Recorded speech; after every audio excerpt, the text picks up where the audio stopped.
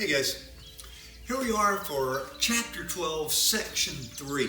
We're going to look at the environmental effects of food production. And this is really kind of the crux or core, I guess, of the chapter. This section's a little dense and it's also somewhat depressing. It doesn't mean we don't have fixes or way to go around it, but we're going to address most of the problems we have with the environmental effects of our food production, and they're not minor. No, let's just jump into and look at a few of the factors that are going to possibly limit future food production. Soil erosion and degradation. As the soil gets bad, we can't grow as many crops. Desertification, bad farming techniques. Water irrigation and irrigation water shortages. Too much and not enough are both bad. Both air and water pollution are attributed to farming practices. Climate change, as we'll look at how a lot of our practices are, leads towards it. And then just the loss of biodiversity on the planet. Once again, we look at this natural capital. Loss of biodiversity is not something we can really afford, at least not too much. Now, when we talk about the industrialized food production, and once again, how we're making food for the masses, let's look at energy use. For the most part, it is non-renewable energy. It is oil and natural gas. Yes, there's some people still using oxen and cattle and donkeys, but not very much. Most of our massive production is using huge tractors, oil, natural gas.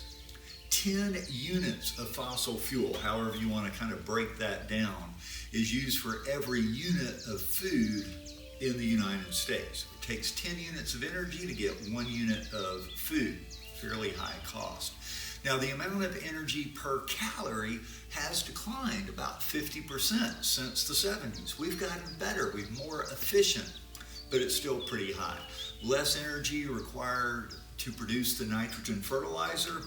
We've gotten much better at producing fertilizer, pulling it out of the air, and just the rising use of conservation tillage. Once again, a lot of this no-till farming has helped this out tremendously. Now, the environmental impact of this industrialized agriculture we want to address. So, industrialized, once again, massive farming, the big tractors, the whole 9 yards, has a lot of harmful environmental impacts.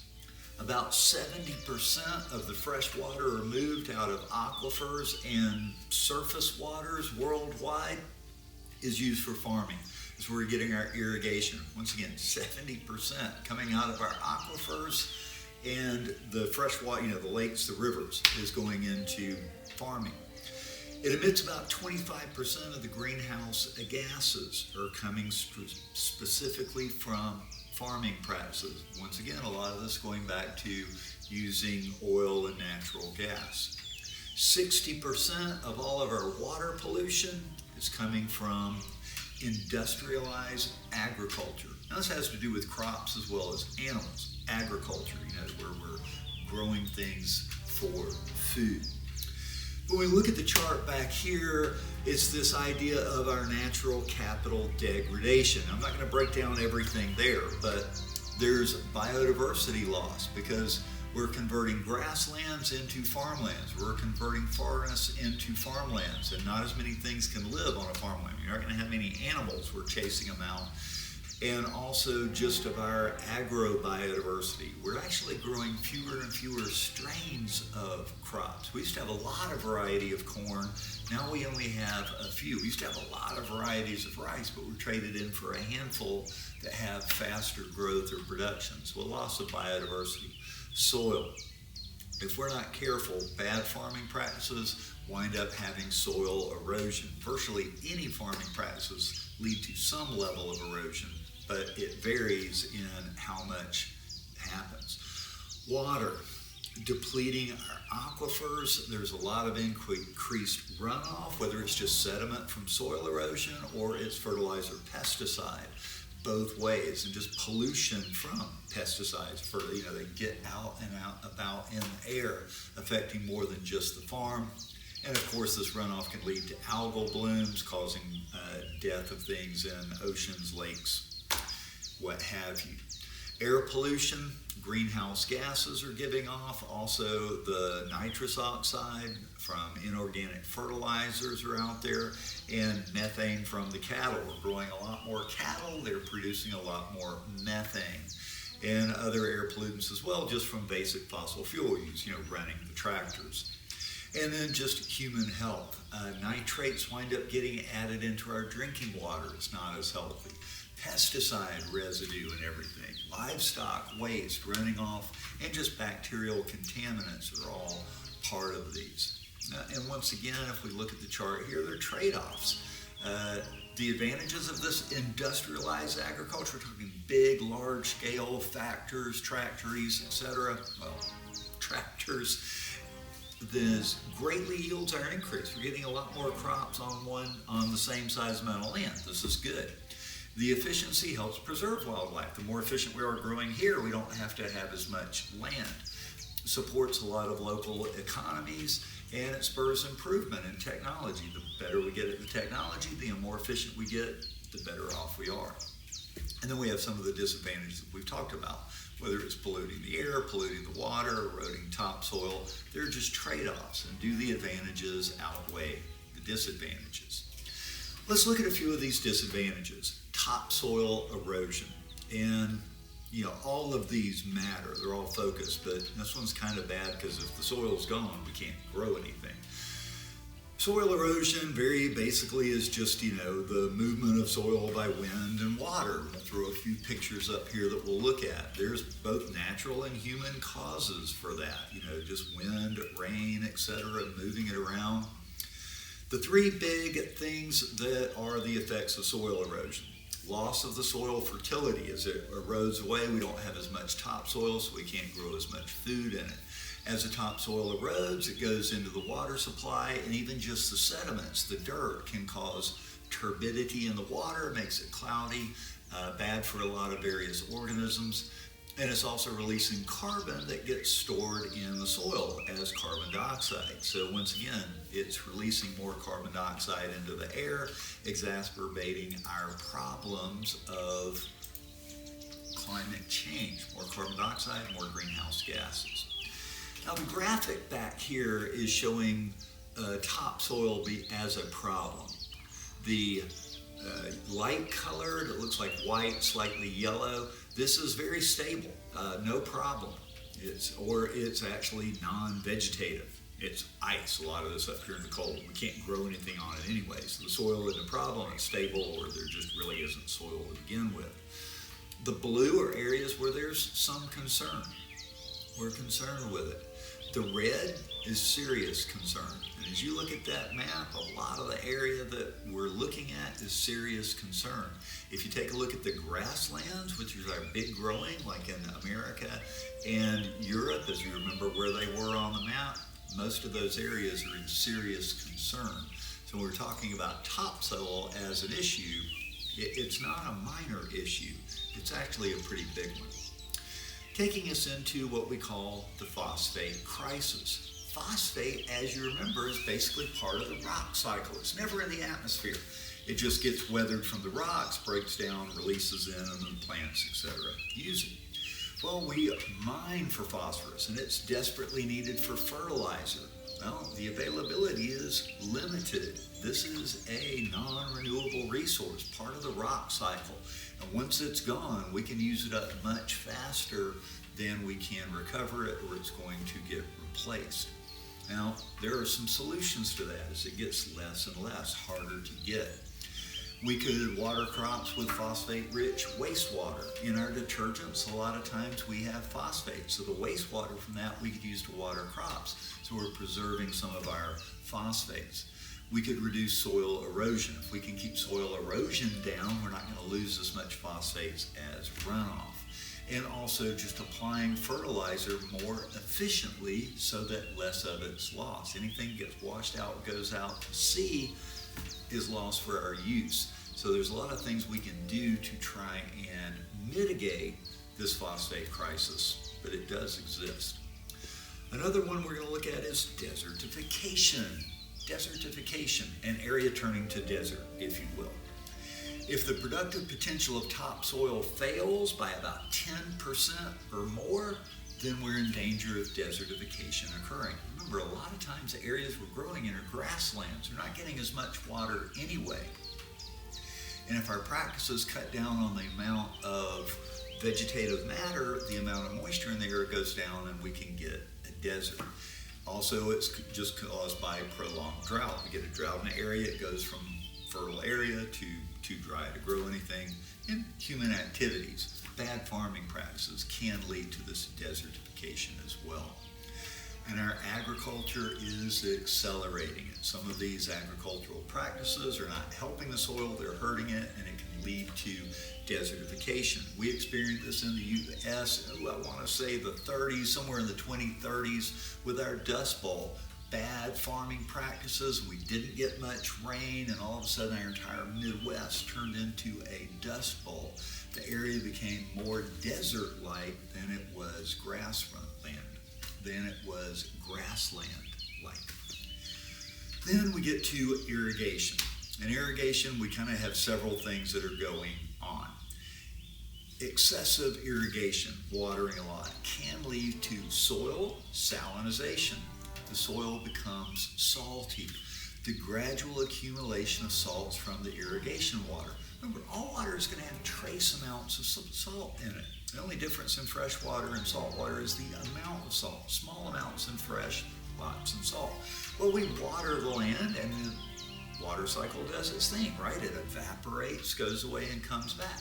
Think about your closed system that we made. Whatever you put in that jar stayed in that jar. It went up and away. Well, but in this case, we keep adding water and it evaporates and goes away. What's left on the ground? Salt. We keep adding a little bit of salt, it evaporates, but the salt remains. It's a closed system on Earth, but it's a very big system, and areas can become salty. This affects about 10% of our cropland, and obviously as the soil gets kind of salty, not everything can grow as well, and our yields come down. Then we get the water logging. So we're having to irrigate, we put the water on, it can lead to salinization, and it can also just raise the water table. We keep watering in the same area and it seeps down and the water table rises up, and this can actually cut the oxygen amount off for the plants. Once again, all those little holes, the reason we till the ground is to get oxygen down into the ground for the roots and so the plants can grow well, and too much water actually raises the water table and causes problems again. So salinization and water logging are two issues that happen just when we're doing what we have to the crops to water. Taking us to pollution, climate change, and industrialized agriculture. Remember, in most of these cases, we're talking about industrialized. We're doing big, massive scale, this green revolution where we're using specific fertilizers and water and technique to get the highest crop yields possible. When we use these techniques, the eroded topsoil flows into streams because these techniques require us to go plow the fields up. We plow the fields off, they're exposed, and some of the topsoil runs off. And this gives a problem for aquatic organisms because we're using pesticides on it. It rains, the pesticides wash down into the rivers. The same way the nitrates get in there and cause the plants to grow, well, the pesticides get in there and cause the insects to die. This is affecting the food web, so it's a problem. When farmers over-fertilize, that's what leads to this. The nitrates contaminate the groundwater, they can contaminate it for drinking, and they can cause the algal blooms. These agricultural activities comprise about 1/3 of the human-generated CO2 emissions. Carbon dioxide getting released into the atmosphere. Once again, carbon dioxide, one of the big greenhouse gases. Number 2 in its importance of affecting the warming of the atmosphere. Number 1 in human-caused greenhouse gases. Number 1 greenhouse gas is water vapor, but humans aren't affecting that one. And we want to talk about this food production and biodiversity loss. What do we mean about biodiversity loss when we talk about farming? Once again, if we're cutting down a forest or we're cutting down grasslands to replace it with croplands, we're going to have some biodiversity loss. The same kind of animals that used to live in the forest are not going to live in a cornfield. Even the same kind of animals that used to live in a grassland, prairie dogs, etc., are not going to live in the farm because the farmer is going to root them out. They can't survive there. With all the farming taking place, they can't survive there. Agrobiodiversity. In other words, even the diversity of the food that we grow.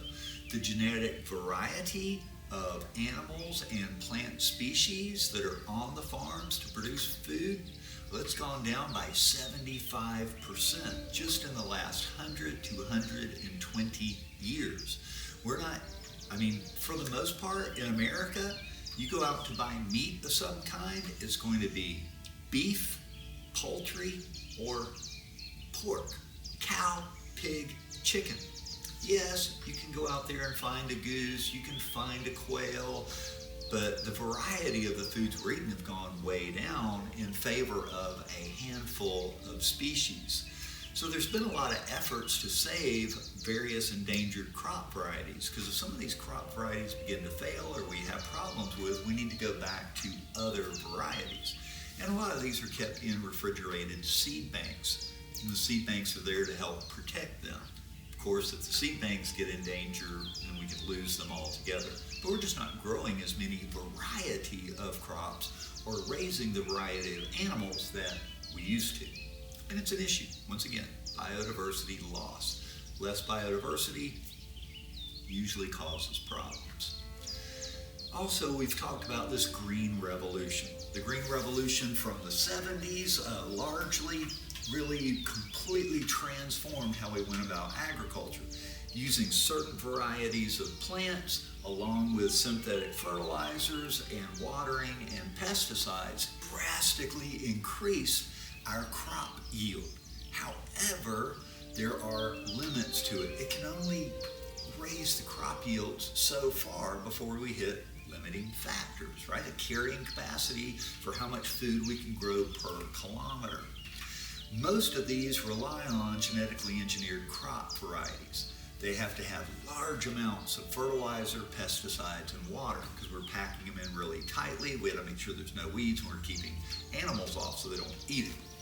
It's too expensive for a lot of farmers. There's a lot of outlay. It costs a lot of money up front to be able to grow this way. If you do it right, you raise a lot of money, but not everybody has enough money to go do it from the beginning.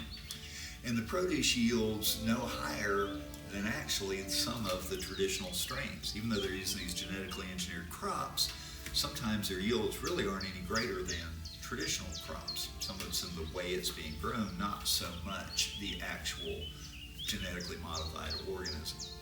And we're seeing diminishing returns on irrigation and fertilizer. You can only irrigate so much. There's kind of a line. More than that, you cause damage. Same with fertilizer. You can't just add too much fertilizer, it causes problems. And there are environmental drawbacks of just cultivating more land. We try and get more land, use these techniques, and we're cutting into the same thing. There's only so much land out there, and it's got to be divided between growing food, spaces to live, other organisms on it. Not to mention, all of this adds into climate change. Once again, these big farms and factories, they're doing more to generate greenhouse gases. There is definitely controversy over genetically engineered foods, GMOs. Now in the United States, most of our corn, most of our soy has been genetically modified, even a lot of our tomatoes, etc. You can get non-genetically modified organisms or food, but most of what we eat is going to contain some of it. Now, the genetic engineering could help improve food security. It can allow food for more people. Problem is, there's little known about really long-term health effects. We haven't seen very many bad effects of GMOs, but its real long-term use is still unknown. We've only been doing it for 20 years or so. There are some toxins that can actually trigger inflammatory responses in people. Once again, fairly minor, but it exists. There's potential environmental effects of genetically modified populations in the wild. If I have a genetically modified crop here and you have a non-genetically crop over there, they still cross-pollinate. Once it's out in the world, I can't keep it in a bottle. That pollen's going to drift and blow, and it's going to cross-pollinate with crops over here, and they're going to have some of the features of the genetically modified organism. Once it's out, it can't be contained. It's in the world, and it's going to cross-pollinate. We're going to get hybrid varieties no matter what we do. So this aspect of hybrids with other organisms, what is it going to do? How is it going to affect them? We don't always know what's going to happen. Nature has a way of sorting itself out, but when we're genetically modifying, we're speeding nature up 100-fold sometimes, and it's hard to predict how nature is going to react to something that's not natural, if you will.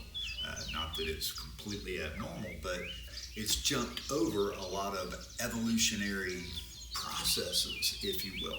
It's a concern. Now, when we look at genetically modified crops and food, there are obviously trade-offs. So our graphic back here, one that you have in the book as well. Benefits. Well, we might need less fertilizer and pesticides and water.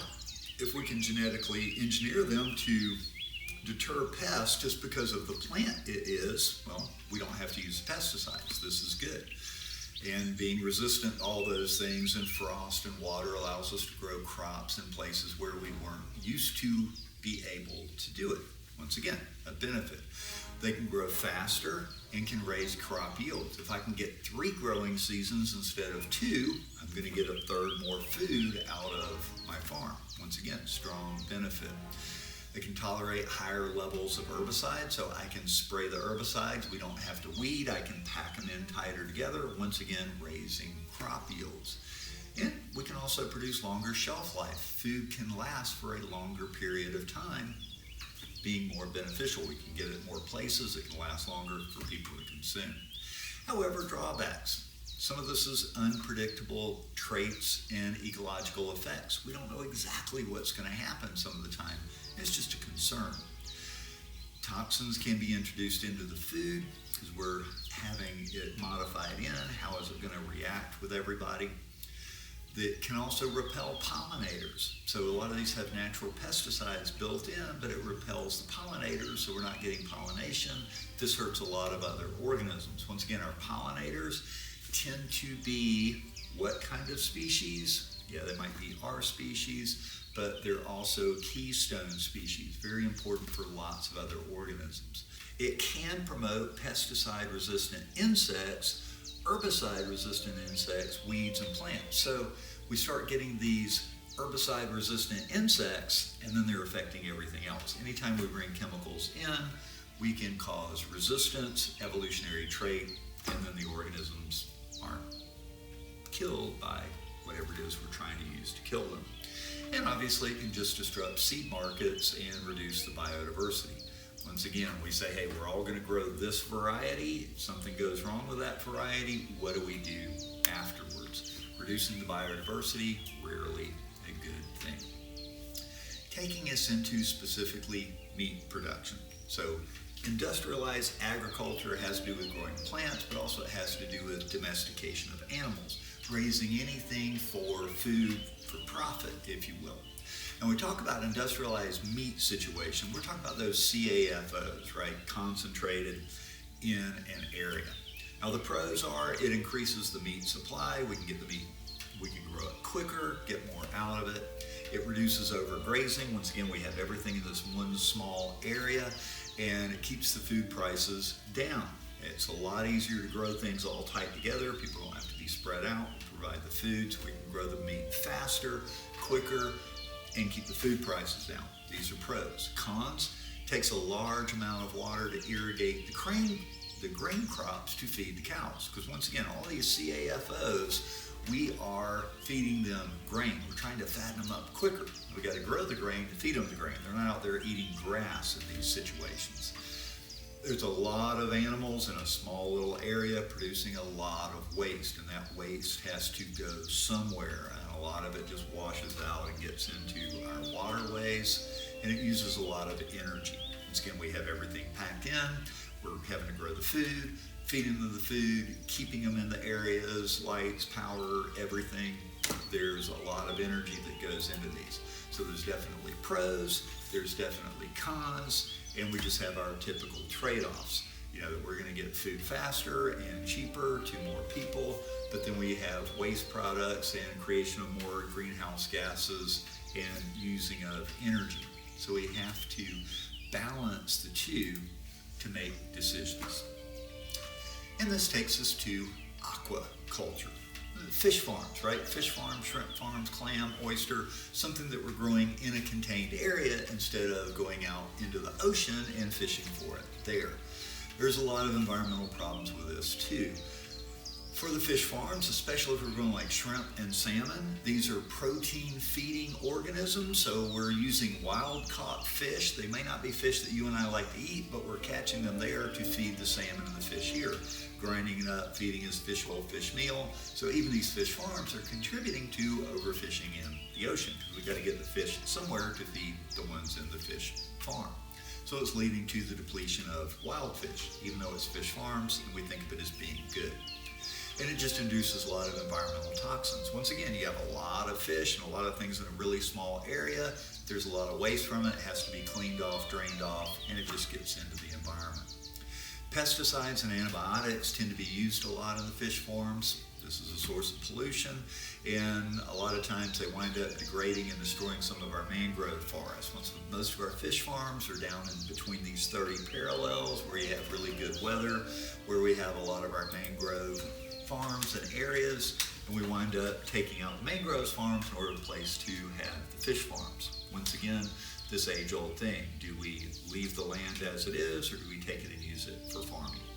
Their advantages are very high in efficiency. We get a high yield, a lot of fish in this one little area, and it reduces overfishing in other areas. A lot of people have jobs, and we get an economic boom from it. Disadvantages, though, large inputs of land, grain, and fish meal. You know, we've got to feed them. So once again, we're growing food to feed the fish, so then you and I can eat the fish. They're not out there just eating the wild stuff. We're providing it for them.